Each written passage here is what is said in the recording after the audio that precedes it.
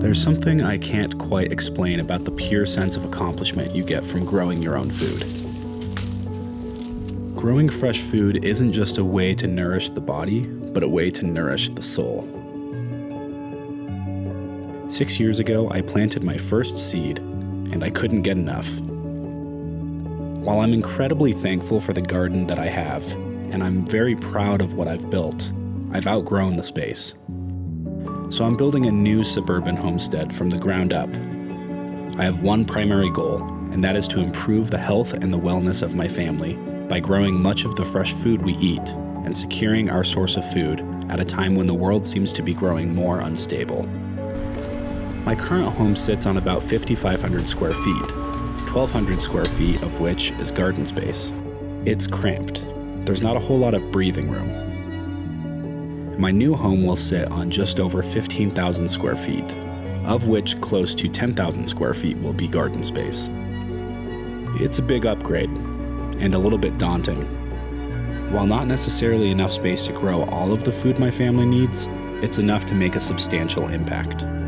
The secondary goal of this suburban homestead is to provide a place of comfort and peace, a place my family and I want to spend our time, and a place that we can call home. This is what my little homestead will look like. At the back of the lot, a huge space dedicated to food production and high-efficiency growing. I'm calling this the market garden.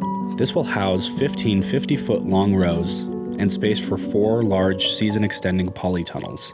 Neighboring the market garden, I'll have an 8-foot by 20-foot chicken coop and run that will provide ample space for my existing chickens and many more additional chickens. Next to the chicken coop, a greenhouse for vegetable starts and limited winter growing. On the other side will live a small orchard with 6 to 9 fruit trees.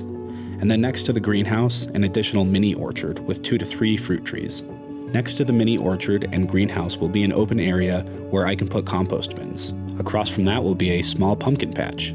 I've always wanted a little pumpkin patch, so I had to make sure that was in there. Near the mini orchard will be what I call the secret garden. The goal in this space is not to focus on fruit and vegetable growing, but rather different annual and perennial trees, bushes, and flowers. The secret garden will provide a peaceful place, surrounded by nature, while also providing plenty of pollinator plants for insects. Next to that will be a large patio and pergola. Eventually, I will build an outdoor kitchen for cooking and for processing fruits and vegetables during fall harvest. Next to the patio will live my raised bed garden.